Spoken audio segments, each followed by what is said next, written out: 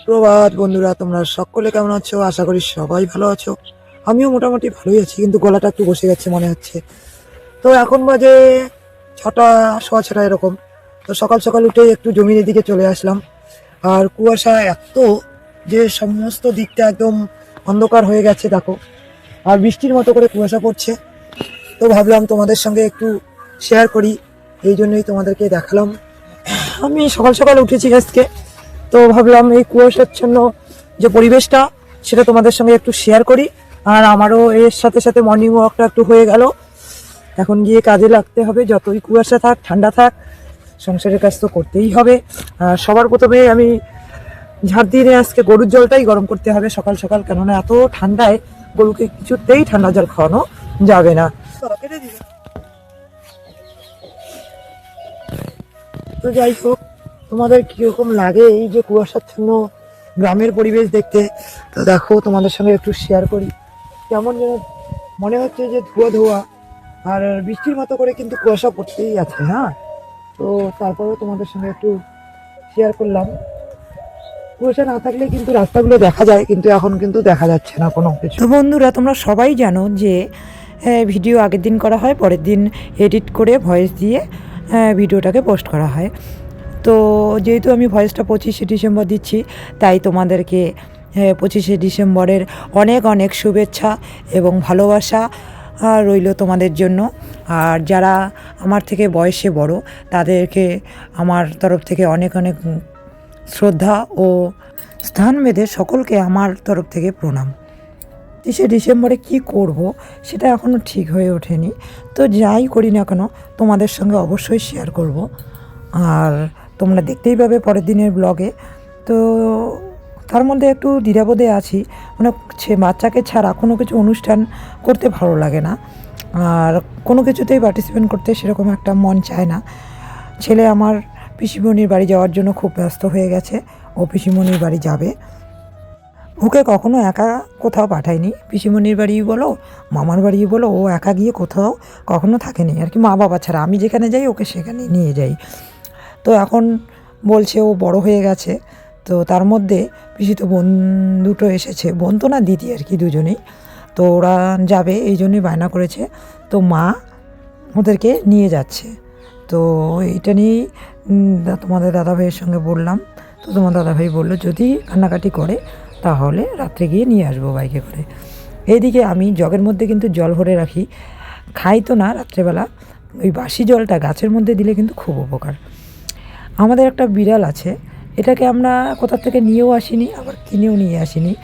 কে যেন একটা ছোট্ট বাচ্চা বিড়াল আমাদের বাড়িতে রেখে গেছে।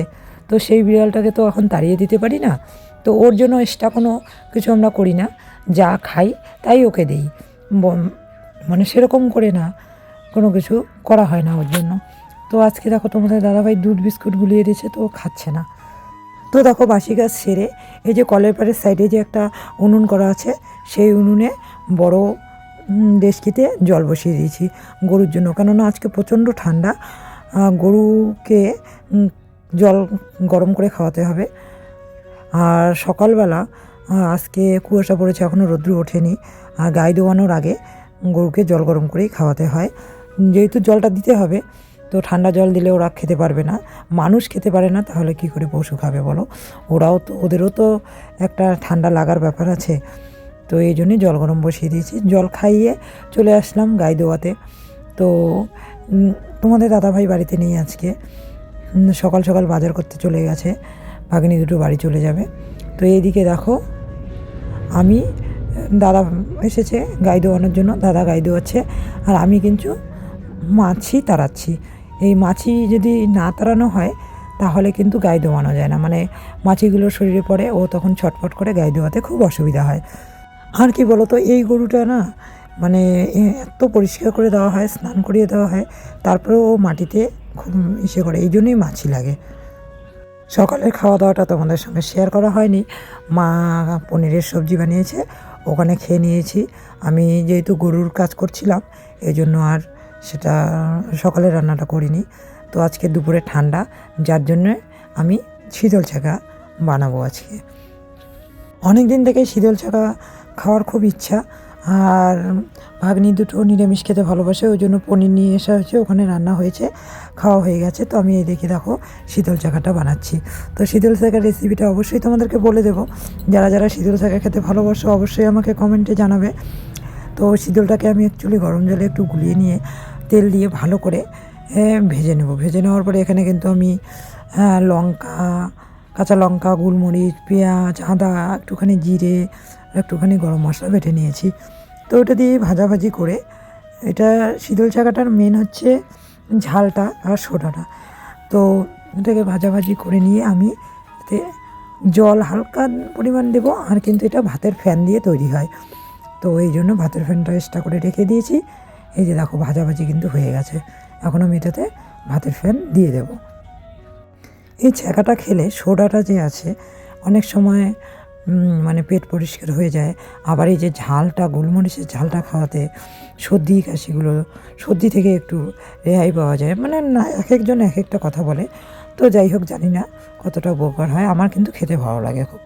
আর দেখো আমি কিন্তু একদম ঠান্ডায় গুটিয়ে গেছি, একদম প্রচণ্ড ঠান্ডা লাগছে। তো যাই হোক, আজকে সেরকম করে ব্লগটা আমি বাড়াতে পারিনি, করতে পারিনি। তার মানে যতক্ষণ ছেলে ভাগ্নি ওরা ছিল ততক্ষণ ভালো ছিল মন মেজাজটা। তারপরে কিন্তু আর মানে কোনো কিছু করতে ইচ্ছে করছিল না। আর একা একা এত বড় একটা বাড়িতে না থাকতে একদম বিরক্ত লাগে। এই যে দেখো আমি কিন্তু সোডা দিয়ে দিলাম। এটা এবার একটুখানি হালকা জাল করে নামিয়ে দেব। আমি বলছিলাম যে আমি যেতে দেবো না, তারপরেও কিন্তু আমার ছেলে বারবার গুনগুন করছিল। তো আমি বললাম ঠিক আছে, ওরও তো একটা মন মানসিকতার ব্যাপার আছে, তো যাক ঘুরে আসুক, রেজাল্টের আগেই চলে আসবে। ও আমার দাদাভাই, তোমাদের দাদাভাই নিয়ে আসবে। রান্নাটা কমপ্লিট হয়ে গেল। রান্না কমপ্লিট করে ওদেরকে খেতে দিয়ে দেবো। খেতে দিয়ে ছেলের জামা কাপড় সমস্ত কিছু গুছিয়ে দিতে হবে। ও যাবে যখন, বায়না করছে, তো আর ওকে না করা যাবে না। তো যাই হোক, রান্না হয়ে গেল। এদিকে দেখো সমস্ত জামা কাপড় গুছিয়ে ওদেরকে রেডি করে দিলাম। ওদের খাওয়া দাওয়াটা শেয়ার করি না তোমাদের সঙ্গে, তাড়াহুড়ো করে যাচ্ছে। দেখো আমার ছেলেই আগে আগে যাচ্ছে, মানে ওর মতো খুশি আর কেউ নেই। তো সবাই চলে যাচ্ছে, প্রচণ্ড ঠান্ডা, আজকে কিন্তু রৌদ্র ওঠেনি, তারপরেও যাচ্ছে। আমি তো ভাবছি যে এতগুলো বাচ্চাকে নিয়ে মা কী করে যাবে। তখন ছেলে বারবার বলছে মা ভালো করে থেকো, আর আমি এত টেনশন করো না, আমি কান্নাকাটি করবো না, দুষ্টামিও করবো না, তাড়াতাড়ি চলে আসবো, রেজাল্টের আগেই চলে আসবো। তো যাই হোক, চলো ওদেরকে গাড়িতে তুলে দিয়ে তারপর বাড়ি ফিরবো। বাড়ি ফিরে খাওয়া দাওয়া করবো। এটাই হচ্ছে আমাদের পুকুর পাড়ের রাস্তাটা। এই যে রাস্তায় গিয়ে দাঁড়াইছি, কিন্তু একটা গাড়িও এসছে, কিন্তু গাড়িটা মাথা ভাঙা যাবে না। আর বড় ভাগ্নিটা অনেকটা বড়, তো ও ও এখন সব কিছু বোঝে। ও বলছে আমি টেনশন করো না, আমি হ্যান্ডেল করে নেব। তো যাই হোক, যাক ভালোভাবে। তো রাস্তার ওই ধারে দাঁড়িয়ে আছি, তোমাদের দাদাভাই একটুখানি ক্যামেরা করছে। তোমাদের দাদাভাই কিন্তু এখনও খায়নি, আমিও দুপুরে খাবার খাইনি। তো ওদেরকে আগে তুলে দেবো, কারণ না হলে সন্ধ্যা লেগে যাবে। এই জন্যে ওদেরকে গাড়িতে তুলে দিয়ে বাড়ি ফিরে আসলাম। বাড়ি ফিরে এসেই খেতে বসে পড়লাম দুজনেই। তো কী কী রান্না হয়েছে তোমাদেরকে সবগুলো দেখানো হয়নি। আলু ভাজা, বেগুন ভাজা, বাঁধাকপি ঘন্ট, আর পনিরের তরকারিতে সকালে খেয়েছি, যেহেতু ছ্যাঁকা খাবো এই জন্য আর পনিরের তরকারিটা এখন নেইনি। কে আছে যে বাচ্চাকে মামার বাড়িতে রেখে আসে, অনেক দিন করে থাকে। আমি না ওকে ছাড়া কখনো থাকিনি না। আমার যে কতটা খালি খালি লাগে, আমার খাওয়া দাওয়া কোনো কিছু ভালো লাগে না, মানে আমি সময় কাটাতে পারি না। তো এই যে মানে খাওয়া দাওয়া করছি, এখানেও যেন একটু খামতি রয়ে যায়, মানে কোনো কিছু ভালো কিছু করতে ইচ্ছা করে না। মানে কি বলবো, একাকিত্ব লাগে আমার খুব, কেননা তোমার দাদাভাই তো আর সবসময় বাড়িতে থাকে না। এই যে বাজার চলে যাবে তো যাবেই, আর সবসময় ছেলেকে কাছে রাখতে রাখতে একটা বাজে অভ্যাস হয়ে গেছে। তো জানি না কতদিন ছেলেকে কাছে ধরে রাখতে পারবো। তো বড় হলে তো অবশ্যই পড়াশোনার জন্য বাইরে যেতে হবে বা অন্য কোথাও যেতে হবে। তো দেখো বন্ধুরা, সন্ধ্যাবেলা চা করে নিলাম। ছেলে নেই বাড়িতে, খুব খারাপ লাগছে। যখন থাকে তখনও মানে দুষ্টামি করলে বিরক্ত মনে হয়, কিন্তু আজকে ওকে ছাড়া কখনো থাকি না না, ও আমাদেরকে ছেড়ে কখনো যায় না। তো এখন পরীক্ষা শেষ, ও যাওয়ার জন্য বায়না করছে, আমি নাও করতে পারি না।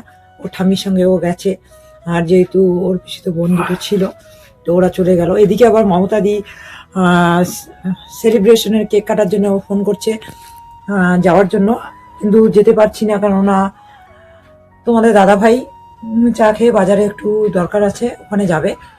আর কি বলতো, যে কালকে একটু মিস্ত্রি দাদা আসবে, এসে ওই যে গোয়াল ঘরের পিঠটা তৈরি করবে, তো তো মিস্ত্রি দাদার আর সময় হবে না, তো এই জন্য ইটটা আনতে হবে, তো ইটের অর্ডারটা দিতে যাবে।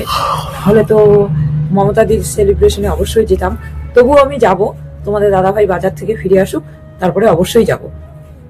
তো দেখো ওদের কেক কাটা শেষ, তো কেক খেয়ে নিলাম প্রথমে, তারপরে দেখো পকোড়া আর চা দিয়েছে, তো হালকা একটুখানি তোমাদের সঙ্গে শেয়ার করলাম। এখানে যে নন্দিনীর মা দিদিভাই আছে, তো এখান থেকেই ফিরে যাব বাড়িতে। আজকের ব্লগটা এই পর্যন্তই। তোমরা ভালো থেকো, সুস্থ থেকো, শুভরাত্রি।